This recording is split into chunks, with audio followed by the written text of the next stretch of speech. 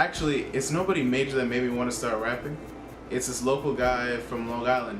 He goes by Marlo Demore. He's pretty big out there. He's on the rise himself.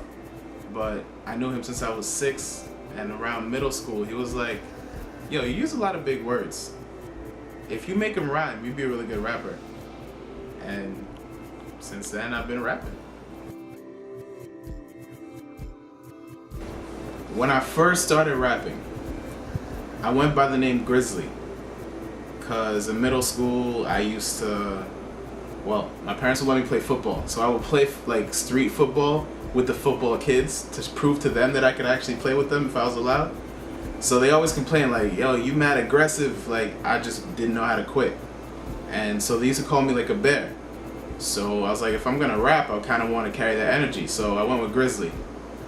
The problem is, when you tell people your rap name is Grizzly, they expect you to come out like Bone Crusher, like Styles P, like really angry. I'm not an angry rapper. I'm just angry when I play sports. So I was like, I need a name that doesn't make you think that I'm like aggressive and violent. You know, I want to keep the bear theme though. Then I found out about Ursa Major. Constellation, it's Latin for great bear. So I mean, the fact that it's Latin already makes it sound more sophisticated. The fact that it has to do with the bear theme that I wanted, that's like me, you know what I mean? That still maintained my image and what I believed in. And then, I mean, when I found out Ursa Major Constellation, it has the North Star in it. I mean, talk about that guiding light, that stability. So many metaphors, and I knew I could do so much wordplay with that. So I was like, Ursa Major is perfect.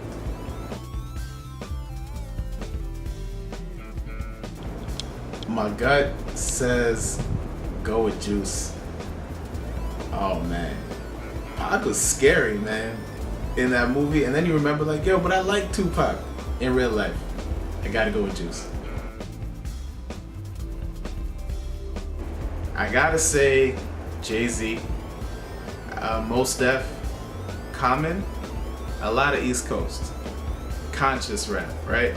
So I definitely make it a point not to rap about nonsense and whatever. I try to make my content actually matter in my work. But the other thing about Mos Def too is if you listen to his music, like he has some classic songs, right? Like Mathematics and stuff like that. But then he has a song like Miss Fat Booty. I mean, he's living life, and for him being conscious is just finding the balance between having fun and really sharing your message.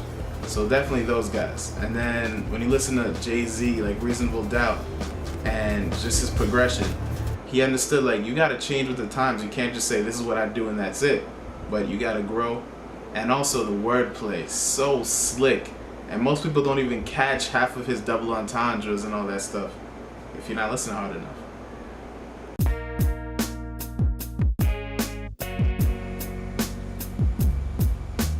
I'm gonna go with Amy Winehouse. Why? Because a lot of these artists that we lost, like I think of Michael Jackson, I think of Prince, Whitney, they left their legacy. There's not a mystery as to who they were and what they believed in. Amy Winehouse, I feel like she was set up to have a really rough patch, and we never really got to know who she was. We got to know what a heartbreak was, but I feel like musically she could have done a lot more and would have done a lot more, and music may have sounded way different now if she had been allowed just to release even one more album. So I'm gonna go with Amy.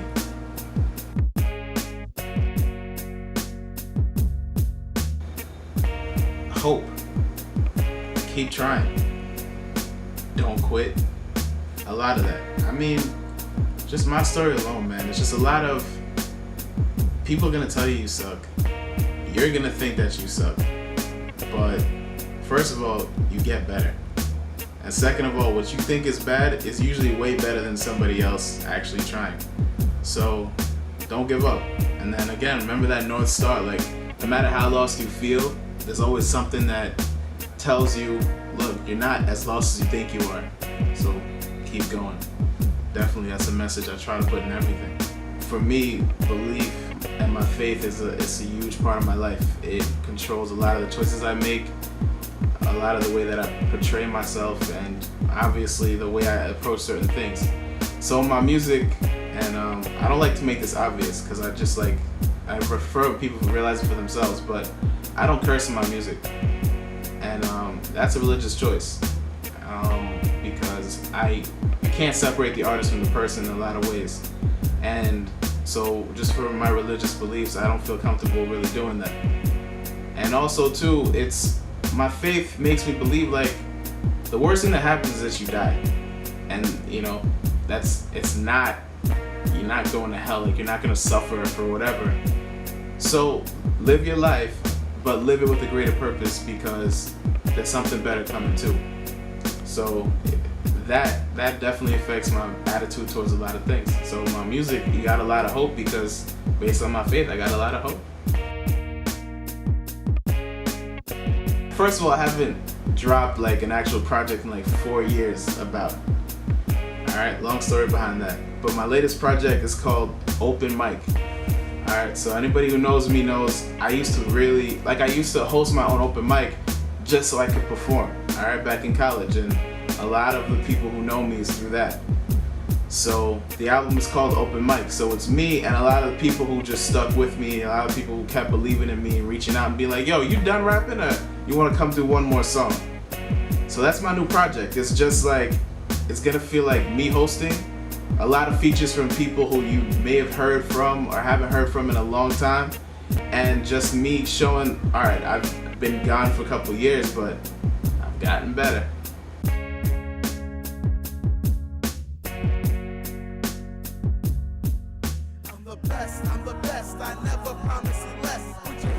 Rapper, poet, beast.